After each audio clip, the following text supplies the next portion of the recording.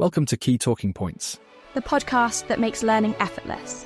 No fluff, no jargon, just clear, engaging explanations. We break down complex topics so you don't have to. Let's get straight to the point.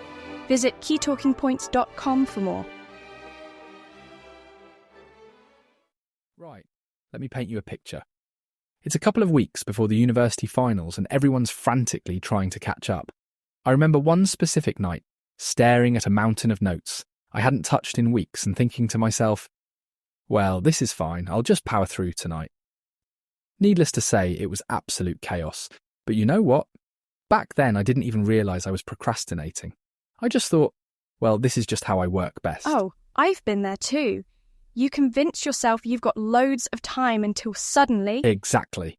Suddenly you have no time left at all. And that feeling of panic takes over. So, procrastination, the big P. What is it really? Good question. At its core, the term procrastination comes from the Latin word procrastinar, pro meaning forward, and crastinus meaning of tomorrow. Essentially, it's the act of delaying something you intend to do, often pushing it off until the very last moment. Which, let's face it, sounds way too familiar for most of us.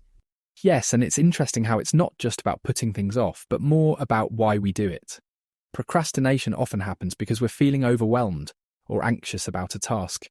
We might start telling ourselves we aren't capable or fear we won't do it well enough. So, we avoid it altogether.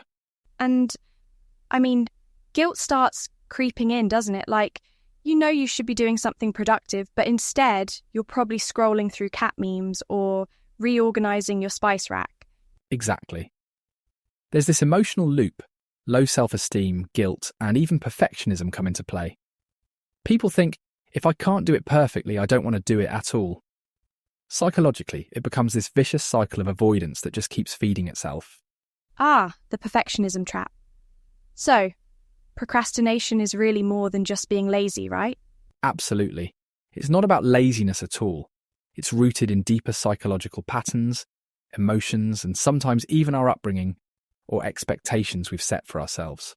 Procrastination can be this coping mechanism, albeit an unhelpful one, for dealing with stress or fear.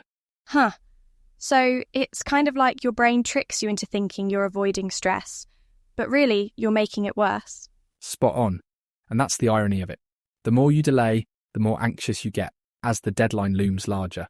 It's a universal experience, but the reasons behind it can vary wildly from one person to the next. So now that we've unpacked what procrastination really is, let's dive deeper into the big question. Why do we procrastinate? It's rarely as straightforward as being lazy or messy. It's usually tied to something much more intricate. Wait, you're saying culture has something to do with this? Exactly. Take students, for example.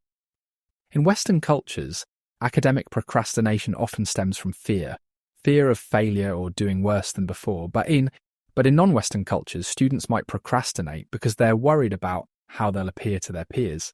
It's more about maintaining respect and not looking incompetent. Oh, that's so interesting. So it's kind of like one group's avoiding personal failure and the other group's avoiding public failure? Spot on.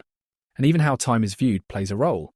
In cultures with a linear view of time, like most Western regions, people might stop working when time runs out, regardless of the outcome.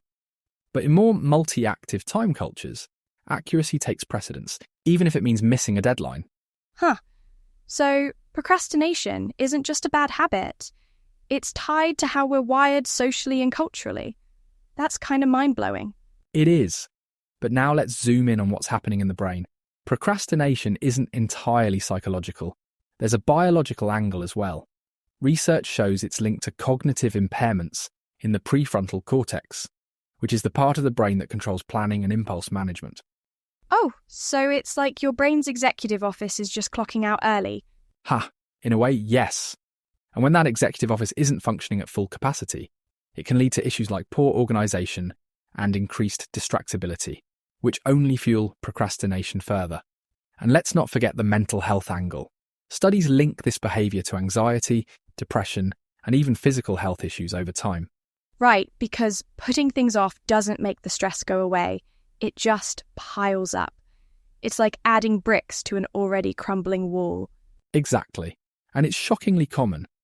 A 2004 study found that a whopping 70% of university students identified as procrastinators. That's 70% struggling with this regularly. 70%. That's almost everyone. Well, maybe not everyone, but enough to make you wonder how many of us just accept procrastination as part of life without really understanding how it affects us long term. So, we all deal with it, but for totally different reasons. Whether it's cultural pressure, brain quirks, or just sheer habit. That's pretty deep. It's definitely not as simple as just get started. No, it's not. And that's why understanding the root causes is so crucial. Without that, we're just stumbling from one deadline panic to the next. So now that we've explored what's behind procrastination, from cultural pressures to brain quirks, it's time to shift gears. How do we break the cycle? Thankfully, there are interventions that work. One of the most effective approaches is cognitive behavioural therapy, or CBT. It's a method rooted in understanding and changing the thoughts and emotions that trigger procrastination. Basically, you pinpoint the unhelpful patterns leading to avoidance and replace them with ones that encourage action. And that's amazing, isn't it? Like, you can retrain your brain to stop sabotaging you. It's not easy, but it is possible. Exactly. And another approach is focusing on your emotions rather than just the task. Procrastination often stems from fear, perfectionism, or anxiety. Techniques like mindfulness or acceptance therapy help you recognize those emotions without becoming overwhelmed by them. Instead of avoiding the task because it feels uncomfortable, you learn to sit with that discomfort long enough to take the first step. Oh, I've actually tried this myself.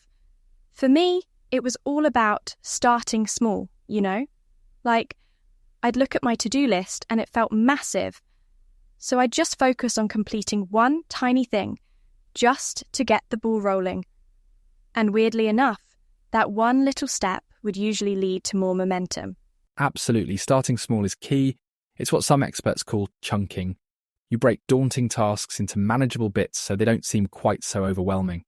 And while we're on practical tips, let's mention time management. It's not just about strict schedules, you know. It's about setting realistic goals and understanding your own rhythms. Some people are more productive in the mornings, others late at night. Knowing when you are at your best can make all the difference. Oh, totally. I used to be the queen of all-nighters, but once I figured out that I'm way more focused in the afternoon, I adjusted my routines. And honestly, my productivity shot through the roof. That's fantastic. It's these small changes that can really add up. Even taking control of your environment, minimizing distractions, setting up a dedicated workspace can help. It's all about finding what works for you and sticking with it.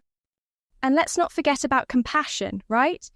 If you slip up, it's not the end of the world. I used to be so hard on myself about procrastinating, but learning to forgive myself and move on helped me get back on track faster. That's such a good point. Self-forgiveness is incredibly important because beating yourself up only adds to the cycle. Remember, procrastination isn't a character flaw. It's a habit, and habits can be broken. So the next time you're staring down a big deadline, remember it's about progress, not perfection. Exactly. And to anyone listening who's struggling with procrastination, just know you're not alone. And there are steps you can take to change your patterns. It might take time and patience, but it's doable. Totally doable. And on that optimistic note, we've reached the end of this episode. Thank you for joining us as we explored procrastination, what it is, why it happens, and how to overcome it. It's been a pleasure dissecting this topic. Absolutely. And hey, if you've made it this far without putting us off, well, good on you. Have a great day, and we'll catch you next time.